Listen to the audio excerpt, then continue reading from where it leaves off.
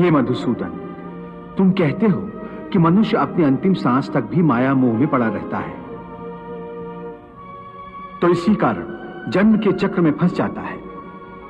परंतु तुम्ही ने इस माया में सृष्टि की रचना करके और दूसरी ओर मनुष्य को चंचल मन प्रदान करके दोनों को एक दूसरे में उलझा दिया है। पग पग पर मनुष्य के बहकने के लिए अनगिनत आकर्षण पैदा किए हैं। मनुष्य इसके जाल में उलझा रहता है। और क्षमा करना, तुम्हें जाल बिछाकर किसी शिकारी या बहेलिए की भांति जाल में फंसे मनुष्य के हाथ पैर मारने, उसके छटपटाने का तमाशा देखते रहते हो। नहीं अर्जुन, मैं तमाशा नहीं देखता, बल्कि अपनी माया की लीला देखता हूं।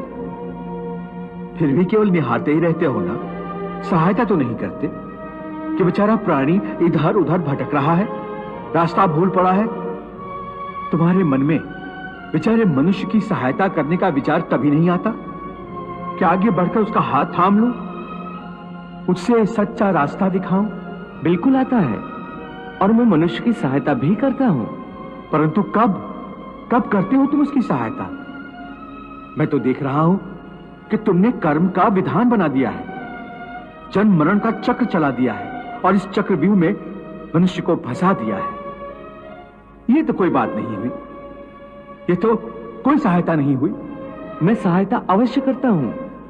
अपने भक्त को मैं कभी बेसहारा नहीं छोड़ता, परंतु मनुष्य मेरी ओर देखे सहायता के लिए, मेरी ओर बढ़े तो मैं उसकी सहायता करूं ना। परंतु वो मेरी ओर बढ़ने के बजाय अपने अहंकार में डूबा रहता है, अपने बाहुबल के घमंड में पड़ा रहता है।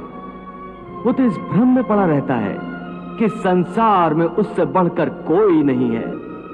वो तो केवल अपनी बुद्धि और अपने बल पर ही भरोसा करता है।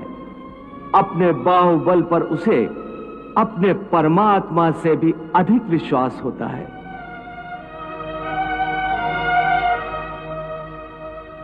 अपने रास्ते से भटके हुए मनुष्य की सहायता के लिए आखिर तुम उससे क्या चाहते हो? क्या तुम्हें सोने चांदी के चढ़ावे चाहिए? क्या तुम अपने भक्तों से स्वादिष्ट और पंच पकवान चाहते हो? मैं मनुष्य से एक श्रद्धा के अतिरिक्त कुछ नहीं चाहता, कुछ नहीं मांगता। वो मेरे प्रति बड़े बड़े चढ़ावे न चढ़ाए। सोना, चांदी, घी, चंदन और पकवान के चढ़ावे मुझे नहीं चाहिए।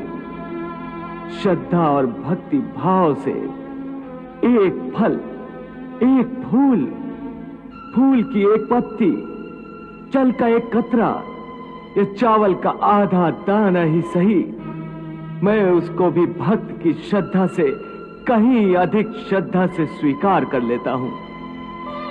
पत्रम पुष्पम फलम तोयम यो में भक्त्या प्रयच्छति तद अहम भक्ति उपहृतम अश्नामि प्रयतात्मनः। अरे इतना भी ना हो सके तो श्रद्धा या भक्ति का एक आंसू ही सही, मैं उसे भी कबूल कर लेता हूं। श्रद्धा में डूबे उस एक आंसू में मेरा सारा अस्तित्व सराबोर हो जाता है।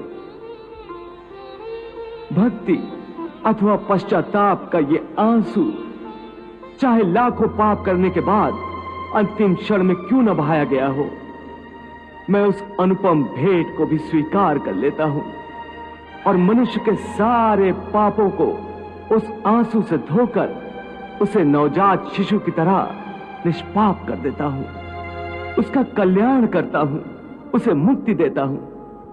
केवल एक फल, फूल या पत्ते को अर्पण करने पर ही मुक्ति दे देते हो? फिर कर्म विकर्म, पाप पुण्य, धर्म विधान सब यूं ही रह जाते हैं।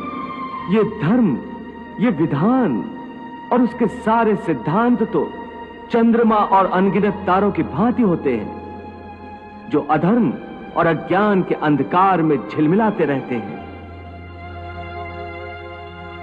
परंतु जब भक्ति का सूर्य उदय होता है तो ये सब के सब छुप जाते हैं। अर्थात भक्ति का स्थान इतना ऊंचा है कि धर्म भी उसके सामने तुच्छ हो जाता है। हां, परंतु आसक्ति से रहित भक्ति, जिसके लिए किसी पंडित प्रवचन, किसी पूजा सामग्री की कोई आवश्यकता नहीं। हां, केवल एक शर्त है। वो शर्त क्या है मधुसूदन? पूर्ण श्रद्धा और पूर्ण भक्ति से अपने आप को, अपने सारे कर्मों को मेरे प्रति समर्पित कर दो। बस मैं अपने ऐसे भक्त को सब कुछ भुलाकर उसे मुक्ति दे देता हूं। हे अर्जुन, भक्ति का स्थान इतना ऊंचा है कि अपने सच्चे भक्तों की मैं स्वयं भक्ति करता हूं। ये क्या कह रहे हो मधुसूदन?